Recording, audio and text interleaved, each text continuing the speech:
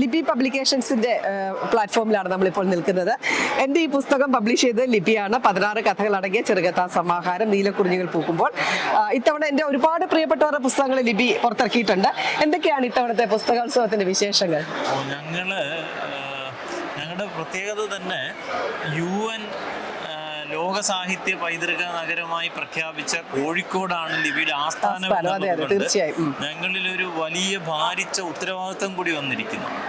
അപ്പം അതുകൊണ്ട് ഇത്തരം ഒരു അന്തർദേശീയ പ്രാധാന്യമുള്ള ഒരു സ്ഥലത്ത് പുസ്തകം അവതരിപ്പിക്കുമ്പോൾ അതിൻ്റെതായിട്ടുള്ള മൂല്യങ്ങൾ അടങ്ങിയ പുസ്തകങ്ങൾ തന്നെയാണ് ഞങ്ങൾ കൊണ്ടുവന്നത്. നോവലുകളുണ്ട്, കഥകളുണ്ട്, കവിതകളുണ്ട്, യാത്രാ വിവരണമുണ്ട്, ഇങ്ങനെ സർവതല സ്പർശിയായ പുസ്തകങ്ങൾ. ഏതായാലും ഞങ്ങളുടെ പുസ്തകങ്ങൾക്ക് മുൻകാലങ്ങളിൽ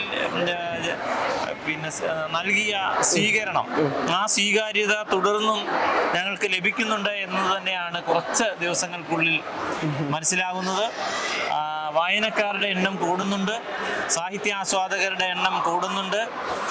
അതുപോലെ തന്നെ ചെറിയ തലമുറ, ഏറ്റവും പുതിയ തലമുറയെ പോലും ഇവിടേക്ക് ആകർഷിക്കത്തക്ക കാര്യങ്ങളാണ് ബഹുമാനപ്പെട്ട ഷാർജ ഭരണാധികാരികൾ ചെയ്തിരിക്കുന്നത്. അതുകൊണ്ട് തന്നെ വായനയുടെ ഒരു ലോകം ഭാവിയിൽ ഒരാശങ്കയും പുലർത്തുന്നില്ല, പ്രതീക്ഷാ നിർഭരമാണെന്ന് തന്നെ പറയാം. Okay, thank you so much.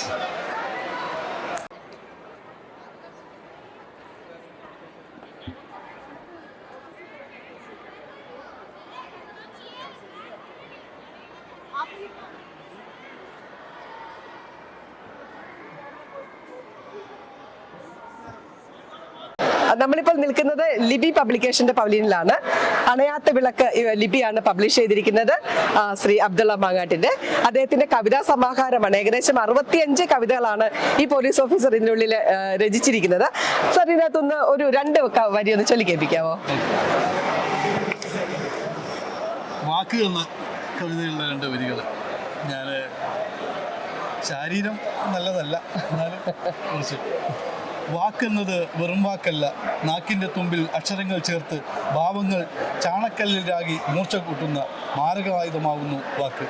ഹൃദയത്തിൻ്റെ അടിത്തട്ടിൽ പ്രണയം പൂക്കുമ്പോൾ മധുരം പുരട്ടിയ തേൻകനിയാവുന്നു വാക്ക്.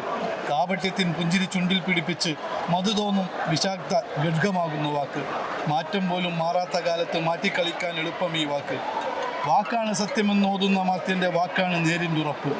മനസ്സിൽ മുറിവുകൾ ഉണക്കാനുതകുന്ന ഔഷധമാകും ചിലർ വാക്ക്. സത്യത്തിൽ വാക്ക് വെറും വാക്കല്ലെന്ന വാക്കുകളിലെ വാക്കാണ് ഈ വാക്ക്.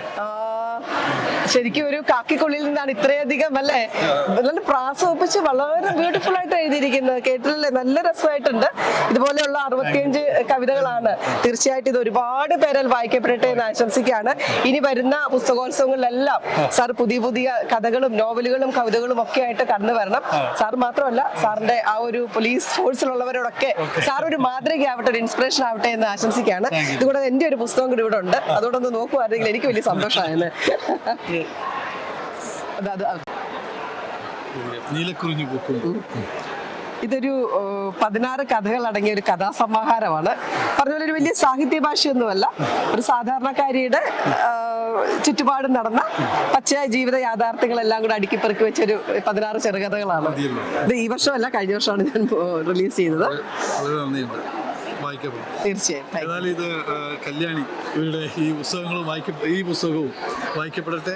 ഇനിയും പുസ്തകങ്ങൾ ഇനിയില്ലേ? ഉണ്ടുണ്ട്. ഒരു നോവൽ എഴുതിക്കൊണ്ടിരിക്കുന്നു, പൂർത്തിയായില്ല. നമുക്ക് അടുത്ത വർഷത്തേക്ക് അത് തയ്യാറാവും. തീർച്ചയായും. Thank you so much.